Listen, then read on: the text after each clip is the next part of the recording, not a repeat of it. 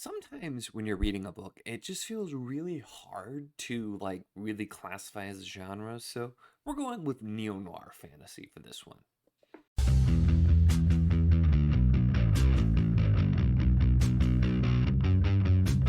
Hello and welcome to my channel. In this video, we are going to be talking about Grave Covenant, the first book in the Projectionist series by Tobias Youngblood.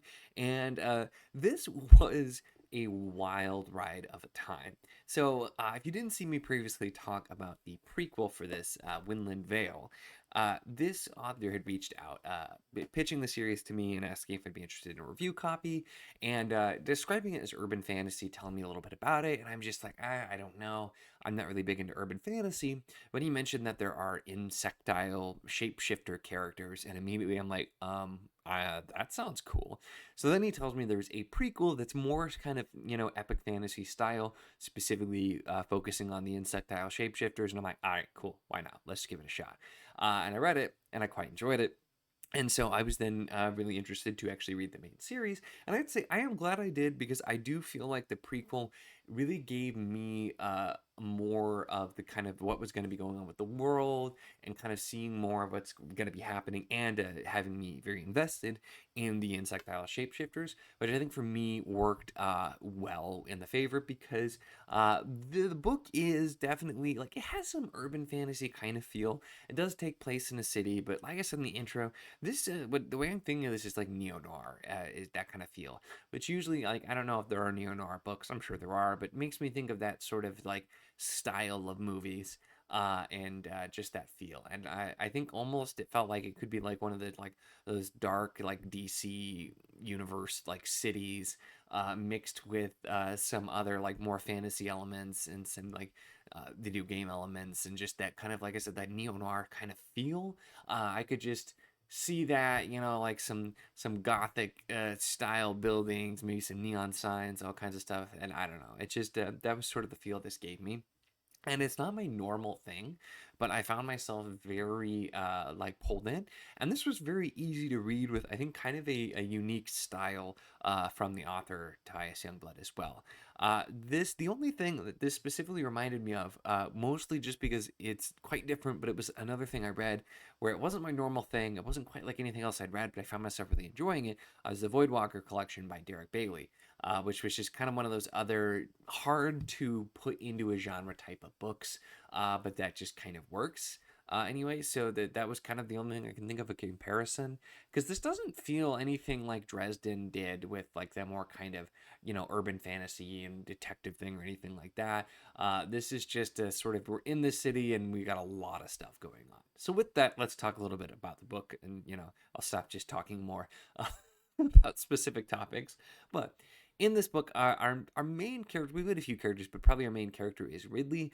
And he is kind of thrown into a spiral when his girlfriend suddenly goes missing, and there's just a note left, and he's trying to figure out what's happened with her, going on there. And he's got a bit of a tragic backstory too, with something happened to his brother, and we're following him. He works at a comic book company, and also is a like amateur semi-pro boxer, and we see those elements playing in a lot. So like I said, a lot of different elements going on.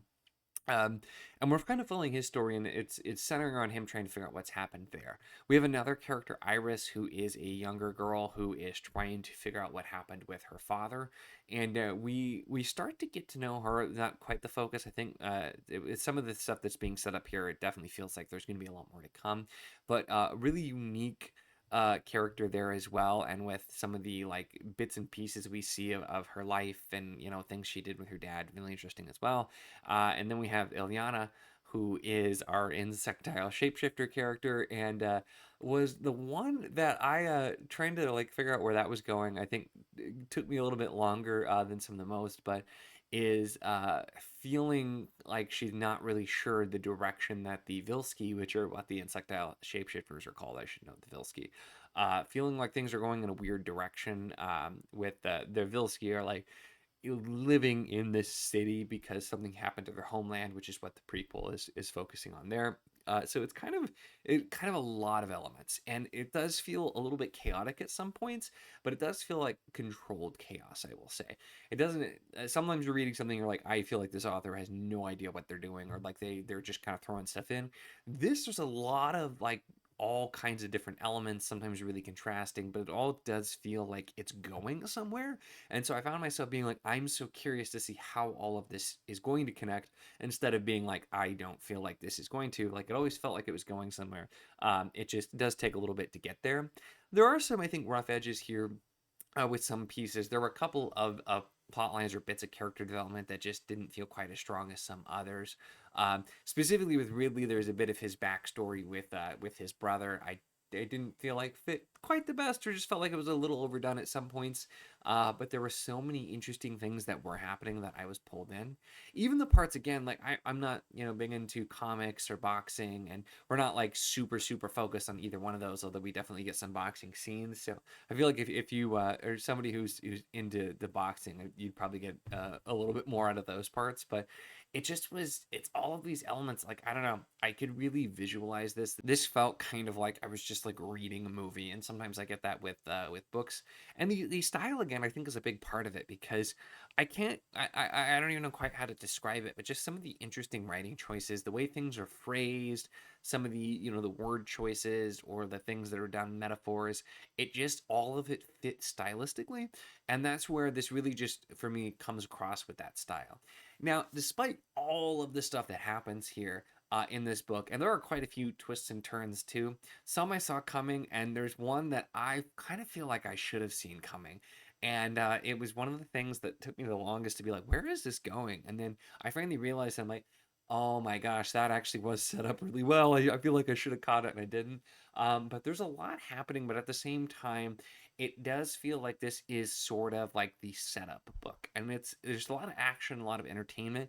But I'm really curious to see what's going to be happening in book two, because the way this one ends sets up quite a lot to come. It is the first book in the series. It really should be setting up, the series as a whole. But there's a lot that is set up and happening, and so I am curious to see, like I said, where this is going to end up going. And it's funny that I read the prequel and then this is kind of set up, but the prequel felt like very separate in a lot of ways too. And again, I do recommend checking out the prequel. It is if you're not sure how you feel about the prequel, it is written in a different style, because it is written more epic fantasy style, where this is closer to the urban fantasy style. But if you're somebody who, I think, if you like urban fantasy and that type of thing, just starting with this would probably be fine. And then if you are curious to know more about the Vilsky, go back and look. But if you're like me and you're a little bit less big on the urban fantasy, I think for me it really did make a big difference. So I want to recommend that. But just the insectile shapeshifters, like I kind of imagine them as these like giant praying mantis type things, but they can shapeshift into animals or people and stuff like that. It's just the way those characters are done are so interesting. And then there's some other things that are implemented throughout other bits of kind of fantastical things, conflicting different pieces, and there's going to be a lot of factions, and there's a lot that gets introduced.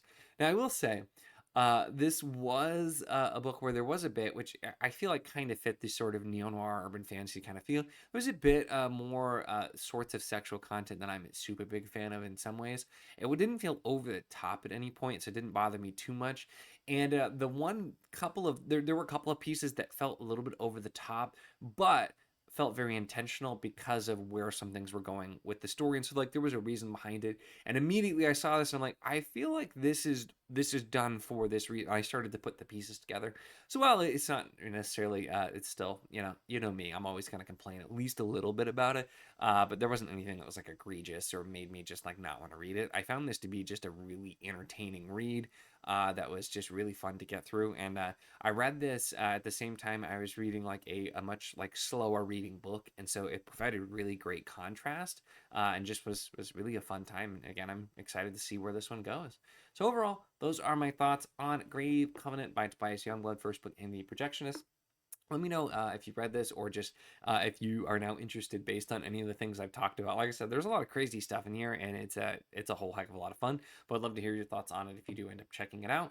Otherwise, make sure to give the video a like if you enjoyed it. Check the links in the description as always for the Patreon if you want to support what I do, as well as the Wizard of the Enclave Discord if you want to chat books, whether this book, other books, really anything at all. It's a lot of fun. We'd love to have you. And of course, if you enjoy my content, make sure to subscribe.